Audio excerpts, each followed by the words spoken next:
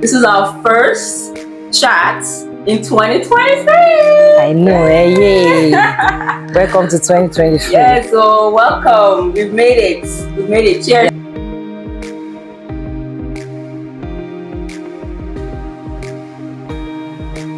Guys, welcome back to Chat with Ade and Happy New Year. This is our first chat in 2023. I know, yay! Welcome to 2023. Yeah, so welcome. We've made it. We've made it. Cheers to 2023. Cheers. Yes. So, guys, if you're not subscribed to Adebactv TV, I don't know what you're waiting for, but I need you to click that subscribe button, click the like, click the share, make sure you comment underneath this series right now. Comment. Say yes, you're doing a good job. Say welcome to 2023. Say something. Say hi to our guests. I know, You understand? We need to know that you guys are still active. Okay? Exactly. So, of course, our beautiful, beautiful guest today is none other than our beautiful, beautiful actress, producer. She's a sister. She's a mother, a colleague, and I'm sure she has so many other titles she has for others around her. But we definitely want to welcome Miss Deborah Ewedafe. Deborah Ewedafe. Ewedafe. Yes. Welcome. Thank you very much, and I'm very happy to be in this program. Thank you for having me. Yes, thank you for taking time with your busy schedule. We know, okay. Very, very busy. But before we commence, we'd like to know, where are you from? Yeah, I'm from Delta State, originally Delta State, Isoko. But I was born and brought up in Lagos. When did you come to Canada?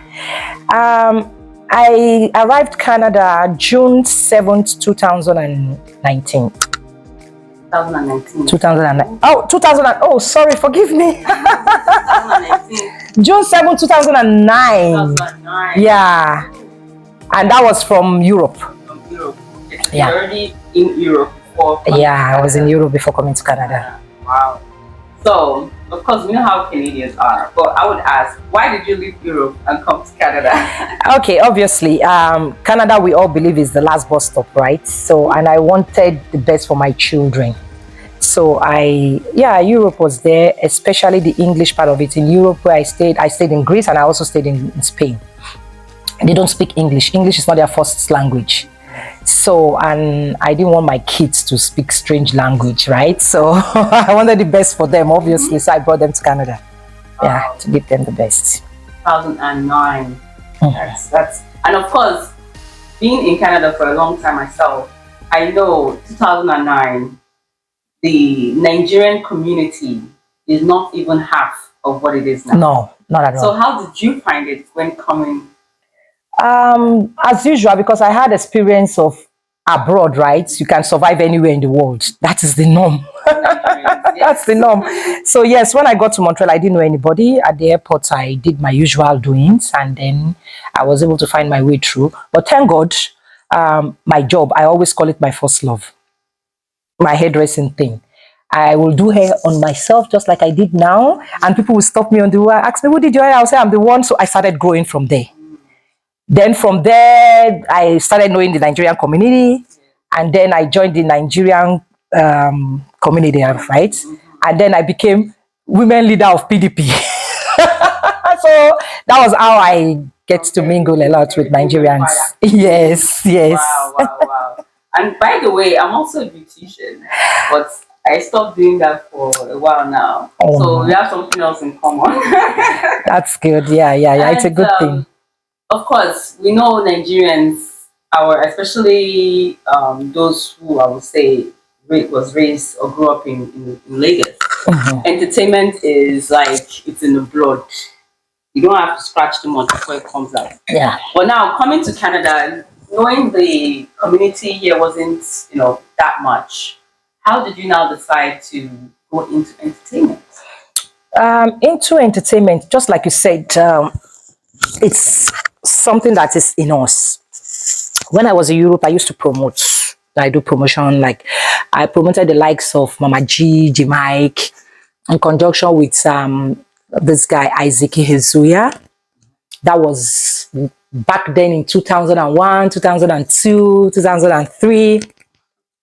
So we used to bring these people, Desmond Elliot and the likes, to Europe. We promote them, we make shows. So obviously I had the experience of entertainment. When I came to Canada, I didn't enter entertainment immediately. So like I said, I joined politics. And then that was in Montreal. Then I relocated from Montreal to Toronto. And when I got to Toronto, I met a customer of mine. We were just talking, we got talking, and I was telling her about my experience in Europe as a promoter. And she said, oh, she used to be an actress in Nigeria, that, oh, there is this Tampan that's about to happen in Toronto, that, oh, if really I'm into this kind of thing, like into the industry, that she would love me to attend the first meeting. I'm like, really? Come on, I'm in. That was how I joined Tampan. And then we started. Wow. Yeah. That's how I started. So and that was in 2019. 19. Yeah. Okay. So how long were you in Montreal before moving down to Toronto? I stayed in Montreal from 2009 to 2012. Yeah. Oh, so you were in Montreal for a good while. Yeah. Wow. Yeah, because of the French thing, actually, that's why I moved. That one is another. I tried to learn French, but it's... it didn't stay. No. Oh, goodness. Now, of course, moving down to Toronto, joining Tampan, was that how you started with the acting career, or? Yes, kind of. Actually, in 1990, I was introduced to acting by Ngozi Wonsu. That was when a friend of mine, the senior brother, an actor as well, was having his birthday party. So I went to the party with my friends, and Ngozi we were serving as ushers, right? So, and Ngozi also saw me and said, oh, she just called me, just like something Lola Alao did here too. She did the same thing. Ngozi she called me, said, you have the physique for acting. Oh, come and join us. I was so excited. So that was how I started in 1990. I started with them at Surulere, but may my brother so rest in peace. You know, I was born into a very religious home, so they believe acting is very wayward. So my brother discouraged me, even when Ramsey Noah and what's his name used to come to my house those days to take me for acting and all those stuff. My brother would drive all of them, so I stopped. They made me stop. Because, as the firstborn was strict, strict family. So I stopped acting until I left Nigeria, and then I met Isaac Hezuya, and then we started promoting. Wow, interesting. Very, very nice. So it's definitely been part of you for a very, very long time. A very long time, so joining Tampan just pretty much like ignited. Yeah, ignited it. After a very, very long time. So I joined Tampan with this strong passion. Like remembering 1990, remembering that beautiful scene, and all I wanted to do was just be part of them. So when I got the opportunity, with nobody stopping me, I went into Tampan with full force. Wow. That's painful. At least, no big brother. No hindrance. No big brother. I know. Oh, that's lovely. Yeah. But then, of course, being a mature woman at this point, you would have your own immediate family. Do you have a husband, children? Are they supportive? What's going on in that department? Starting with my family, we're a family of 6, right? My family, oh my God, I don't want to boast too much about my family, but I still say it anytime, any day. I have the best family in the world. My friends know this, and they are always envious of me for that. I have the best family, to say the truth. We are so close. They are very supportive in whatever I do, and they give advice to and all that. And that impact. The impact I have, or the relationship I have with my siblings, are okay, let me say, the way I see myself and my siblings is the way I try to train my own kids. And my own siblings, they try to train their kids like that. So, like the family, it's a chain reaction. The kids are so close. My kids are close. Their kids are close. Me, my siblings, we are so close. They're very encouraging. My children are very encouraging. They encourage me a lot. They're so proud of me in this industry and all that, what I'm doing. And then, talking about my marital status.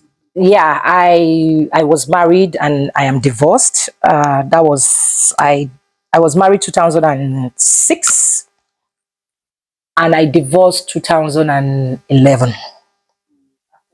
Canada. Yeah, we came to Canada together and then we divorced. Yeah, we were in Spain. We got married in Spain and we came to Canada together and then we divorced in Canada. So yeah, we are off. Everybody's doing good. Is doing well over there, and we bless God. I'm good with the kids as well, and the kids especially.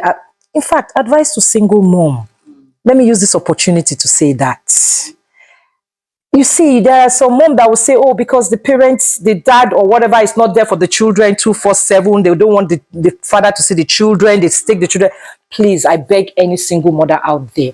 I will use my children as an example for this. My kids now, they live as if they have the two parents living with them. I make sure the father calls them morning and night, every time, anytime.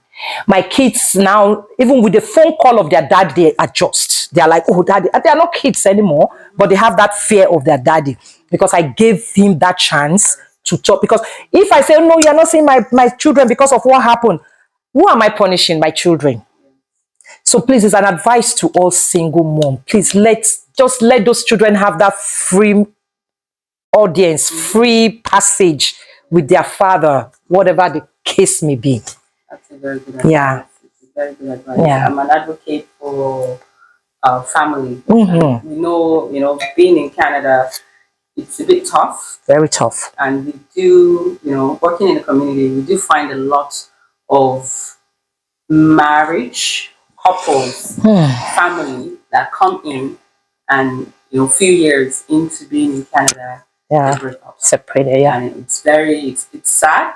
Very sad. We need to keep pushing and promoting that one needs to be educated, one needs to be open-minded. That Canada is quite very different.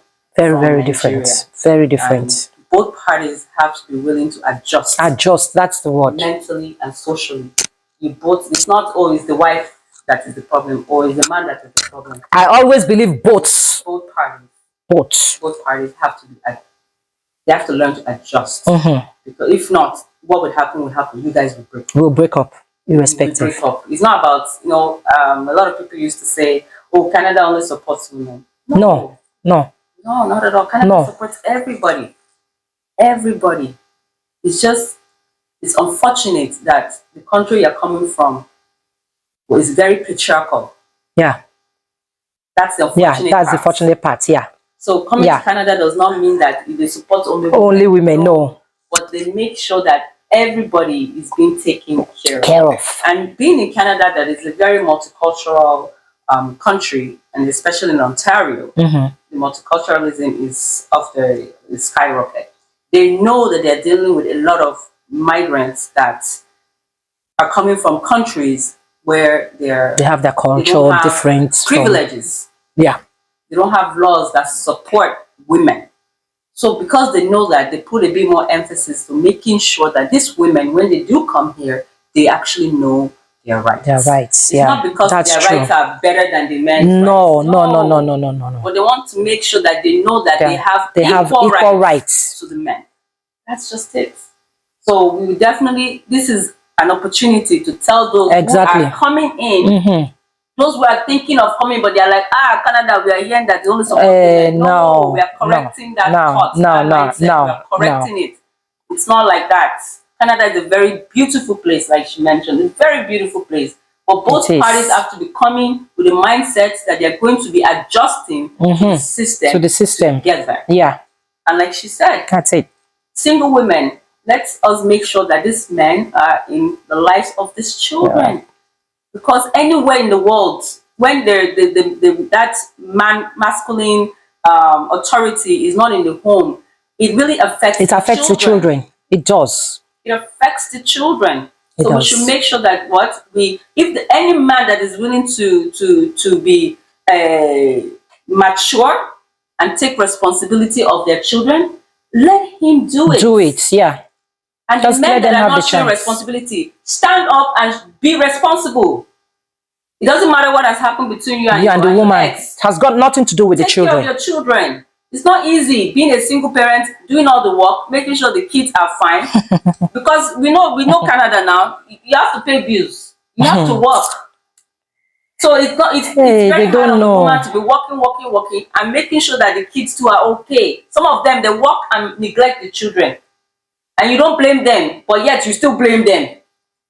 But that's why two is better than one. Yeah. So please, let's change that mindset. Exactly. So this is a very good opportunity. Thank you very much for bringing it up. I just seize the opportunity too. Yeah. So, to just buttress my point, like I said, I'm divorced, and then I have, for now, dedicated myself, my children.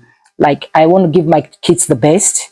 I'll let them, at least the last one, like gets to the university. I'll know he can take care of himself before I can now think of marriage. Right now is work. No, right now is work and take care of my children. Give them the best that I can offer. Yeah. Which is good. Which is great. Kudos to you doing that for all these years. And you've done a very good job. We've seen pictures. We see the children doing well. So thank God. On that. It's all thanks to God. Thank you very much. Thank God for that. Yes. So now, moving forward to your career in the movies. So how did you now get into producing? Hello guys, it's your girl Betty and welcome back to another episode of the Adebactv Splash Show. Today, we bring to you Bola Healthcare Services. Bola Healthcare Services has a wide range of specialized healthcare professionals with home care experience. They also provide assistance and company by keeping you involved and engaged by planning activities that enhances your well-being. They also help with our daily living activities such as bathing, toileting, feeding, mobility, dressing, and many more.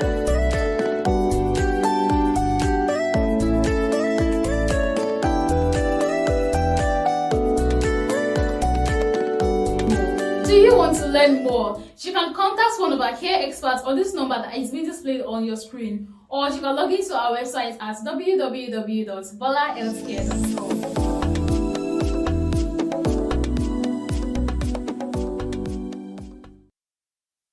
What gingered your spirits? Because you just literally you just got into this acting scene again. And some people, it takes them years, they're still trying to find their spot where they belong. But you just jumped into producing. Thank you for that. I won't say I actually jumped into producing. I started from somewhere.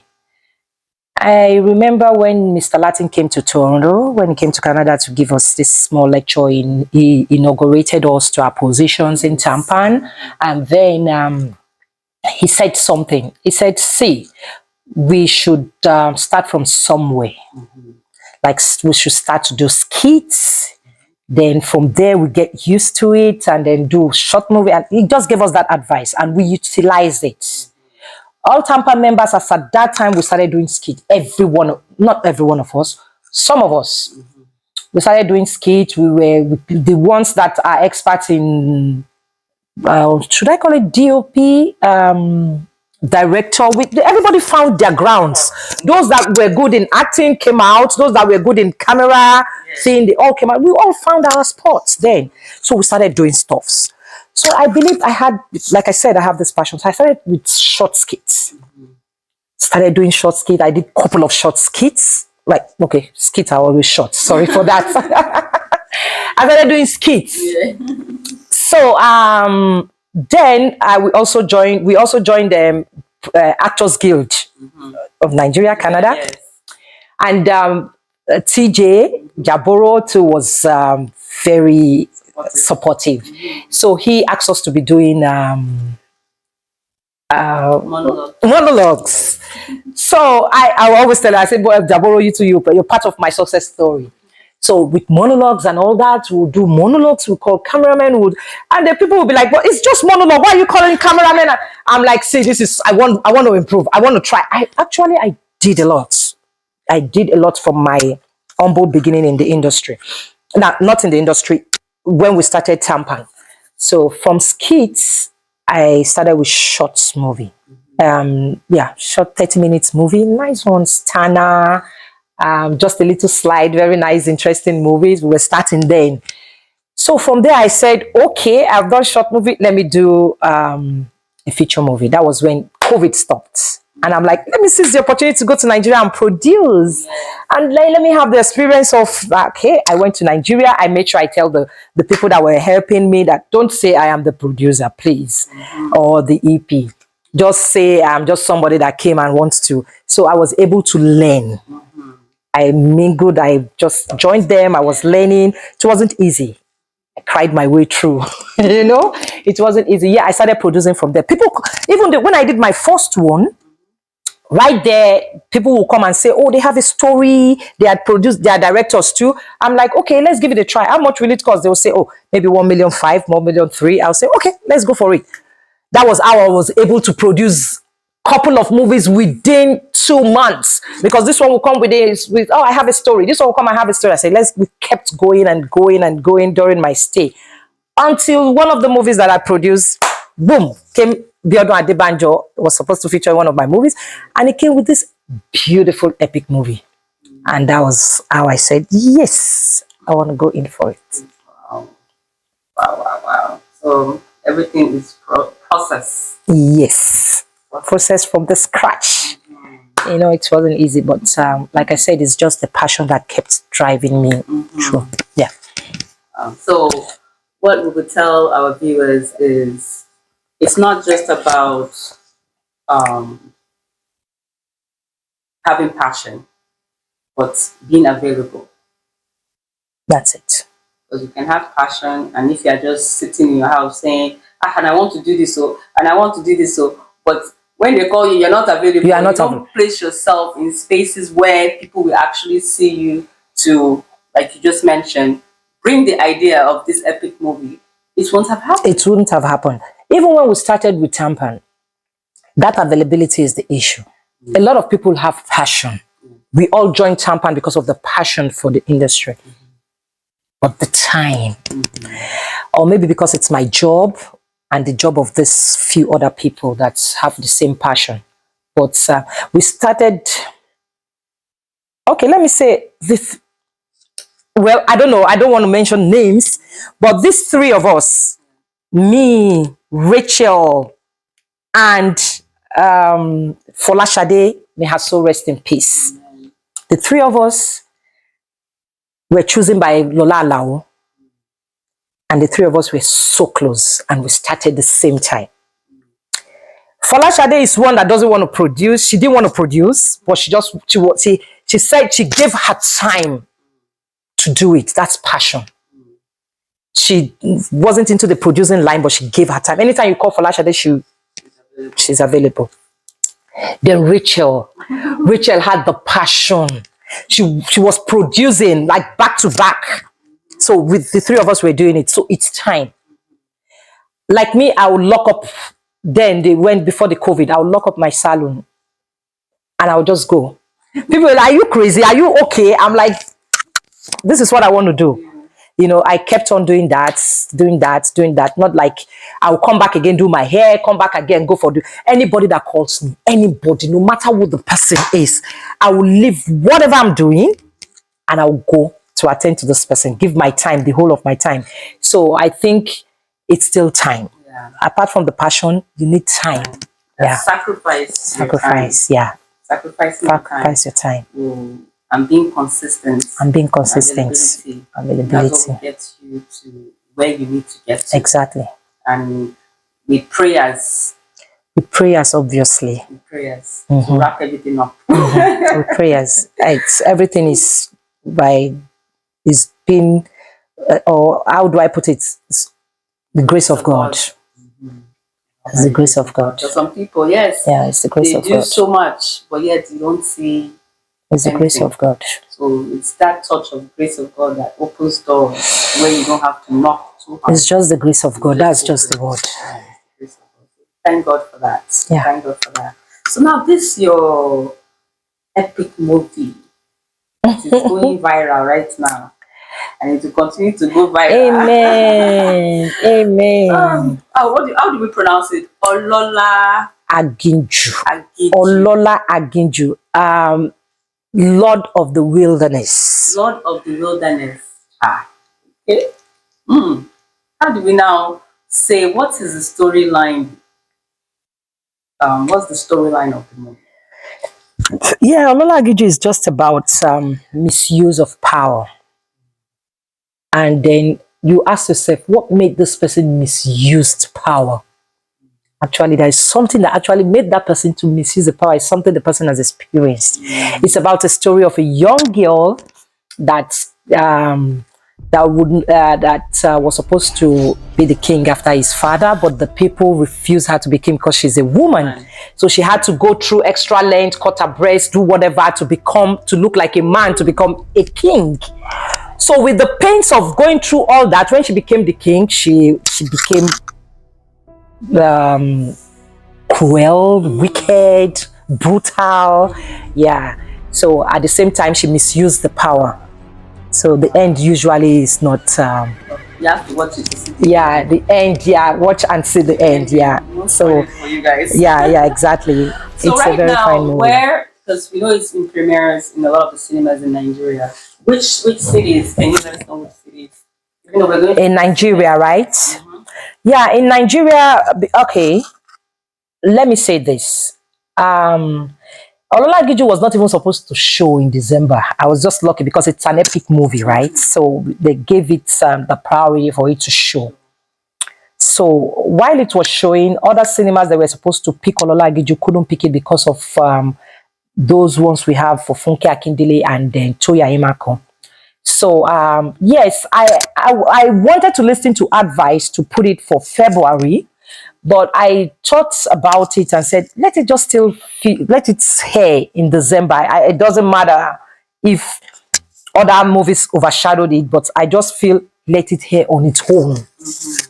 On its own. Let Olola Aginju just go on its own. But luckily, Olola Aginju is one movie that amidst all odds, Olola Aginju was just there, like on its own, going. Like when I saw the first week and I saw the position of Olola Aginju, I was amazed. I was like, so people actually left what they were supposed to watch and watch Olola Aginju. And I was like, wow. The second week was good. It kept moving forward, pushing forward.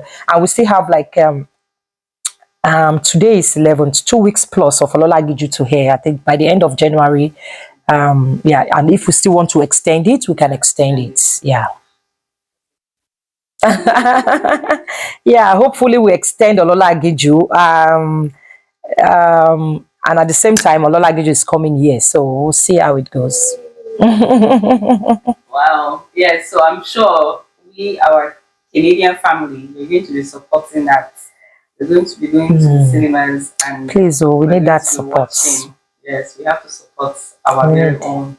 If the way they are supporting her in Nigeria, they are showing themselves. We too, we have to show ourselves. Yes, so we have to let them know that we too, we can do it. Yes, we have to support. Yeah, exactly. Yeah.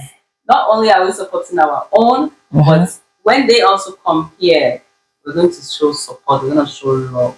Exactly. So we have to show example by supporting our own. So that's it. You know. Thank you very much. Do we have an idea when we should be expecting it here? Yeah, Olola Aginju is coming for February for the Black History Month. Yeah. Guys, get ready. Get ready. Black History Month. Not only are you going to be watching it, but you're going to be buying a ticket. Oh, yes. For all your other cultural friends. Because I think we all know in Canada, you don't have just Black people as friends. We have multicultural friends. And the movie is coming, it's being mimicked in English as well, just like Kula Folayo did this in Netflix, where they spoke English in place. Yeah, the same thing is going to happen with Olola Aginju. So there will be an English version and a Yoruba version. So everybody can be able to watch. Hey. I mean, you can't go wrong with that. So there's no, they have to speak on it. Oh, yes, there is no, it's Yoruba or this. No. It's for everyone. Yeah. So everybody, we gotta come out. It's for everyone. We gotta come out. It's a Black History Week. So no excuse. No excuse. That's a reason to actually give it, like, tell your non-African or non-Nigerian friends. Yeah, exactly. That, hey, support, Black History Month. this is a movie, or you can even buy the tickets for them, or I said the gift. So yeah, now go and watch yeah, exactly. Wow. So of course, thank you. When that time comes, we will definitely be pushing it out on our own platform. Thank you just very so that much. more people, on our own corners, will know the dates Thank you very much. Where it's going to be premiered. Yeah. So you guys, if you have any questions, put it in the comments below, because she'll be looking at it and try to answer some of the questions. If you want to know, of course, if you're interested in getting into the movie industry, or you're already acting, or you would like to act in any of her upcoming movies, or you two, you're thinking maybe I should start entering, going into the producing, anything. I believe she's easily, can easily access her. She's not a fraud, Please, God will never make me be that in any day. Please, I beg God. Whatever that will make me raise my shoulder and not be humble, God, please. Exactly. Amen. Amen. So where can you be reached if they would like to, communicate with you? Yeah, I first my phone number, which is 416-6252-321. My WhatsApp number is 780-906-8678. And then you want to know everything about me, follow me on Instagram, Deborah Ewedafe Films. FYI, she does a lot of giveaways. Yeah, I do those giveaways because my followers are so supportive. They are just everything. Like you just cannot do without doing a giveaway. Yes. You understand? So yeah, they really deserve it. Yeah. So you guys go and follow. Don't worry, we'll put this in the bottom link there. So just thank you. Thank you once again, and of course, you guys. In fact, we're moving together. It's coming out soon. Oh yes. Soon. Don't worry, soon you will see. Soon. Not only one, Don't not the Kishi and That's true. Kishi is coming out soon. More than one movie. More than one. So watch out for those movies. Watch out. But yeah, so thank you so much. Thank you so much for your time. Thank you very much. I really appreciate it. I'm going to be asking. Okay. Just to round up, because in as much as we are a small community here in Ontario, in Canada, and I remember, I think I heard you give a speech one time that you want us to support ourselves, because we don't always support ourselves. And I just would like you to just say it again to everyone in the entertainment industry in Toronto, Ontario, Canada, that we need to do what? Support. Thank you very much. That's topic is an important one. Very, very important one that we shouldn't, in any conversation we are having, even if not this place or any other place, anything about the industry, this must always come up for discussion because it's very important.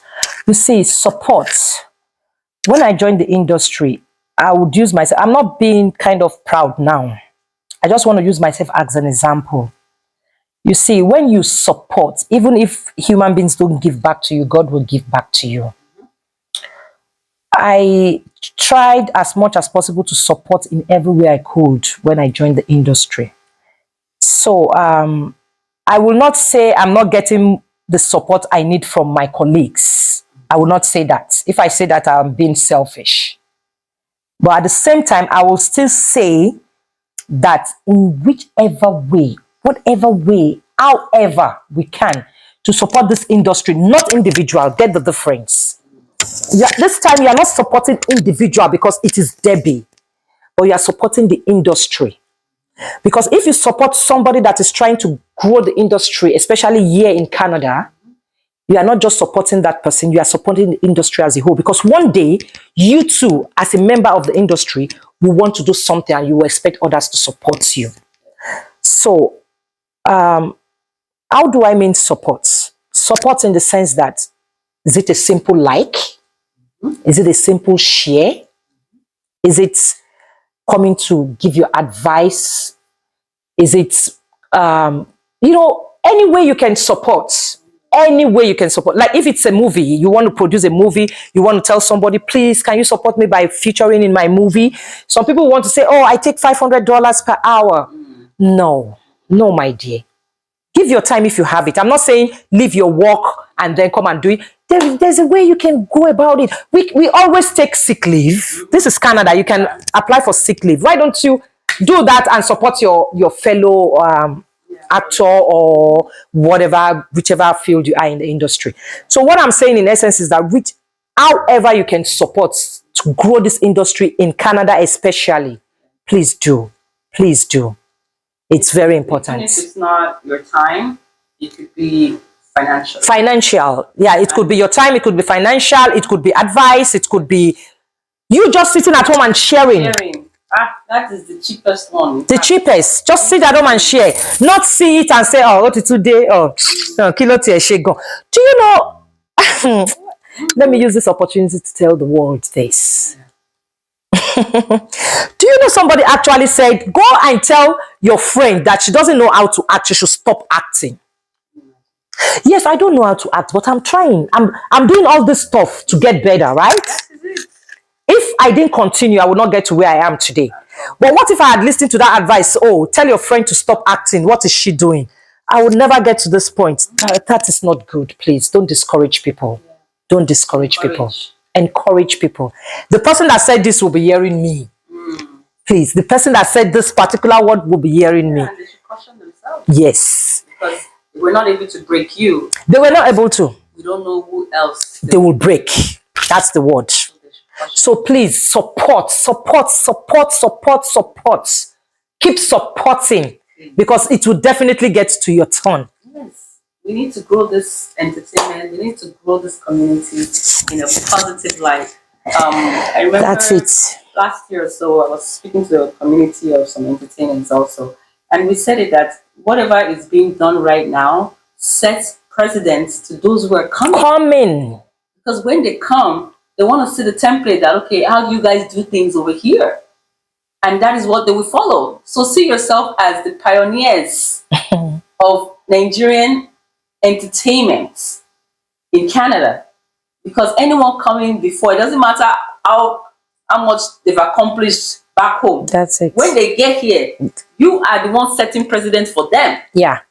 So we should do what? We need to support and grow each other. It's not about me. It's not about her. No, it's about the industry. The industry. And it's not about now. It's about the future. I have to reference Uncle Chief Yinka Faraday. Oh. I have to reference Iyameto, Mrs. Chief Fumi. Oh. You know, a lot of people like them. Not a lot, sorry, but few like individuals like them. If they didn't set the precedent to, how things were when they were the ones, the only ones doing it. Ones that came after them won't be able to do much. Yeah, because we saw the way they gave their time, that energy. There was a day I told Yameto. I said, Yameto, you are my role model. Yes. I told her. Anytime I see Yameto, I hug her and I shed. Anytime I see her, I always shed her because she's the one that really pushed me. Do you know how many people she has pushed? If you don't reference her, you don't reference Uncle Faraday, you are, let me just say, you want to be nonentical. Because you have to reference them. Because they've opened doors. Yeah. They've opened doors. Because like you just said, encouragement, mentorship. Mentorship, encouragement. If you don't see someone like her doing it, you'll be like, how do you want to start? Where do you want to start from? It means nobody here is even interested in entertainment. But because when you see people like this doing it, it encourages you. That spark in you will be sparkling. Will be sparkling all the time. Yeah. I can't need this woman to be doing it by herself. Oh, yes. Let me join her. Yes. So we have to reference the ones in front of us the same way when we do what we are supposed to do. Wow. Other people coming behind are going to do what? Reference us. Yeah. But we have to do things properly, accordingly, togetherness. If the way Chief and Chief Faraday and Chief Olumade were fighting each other, beefing each other, we're not working together, would they be where they are right now? No, they will not. They wouldn't. But they work together. They wouldn't. They work together. There's so very few other people that I can't recall their names right now, but very few. There are few people too that are very supportive. We know them, yeah. We know them, and they know themselves. They know themselves. They might not be there, but financially they are supportive. Oh yes. They will come. They will attend. They will encourage. They will share. And all those things goes very long way. So once again, we want to say thank you for those who have been supporting in one way or the other. Thank you, really thank you, thank you, thank you. I appreciate it at all. At all. Thank you so much again. Don't forget to click the share button, subscribe, leave a comment, share. Time. I know. And then follow our handles. Thank you once again for being part of Chat with Ade, and we'll see you again. Bye. Thank you. Bye. Wow.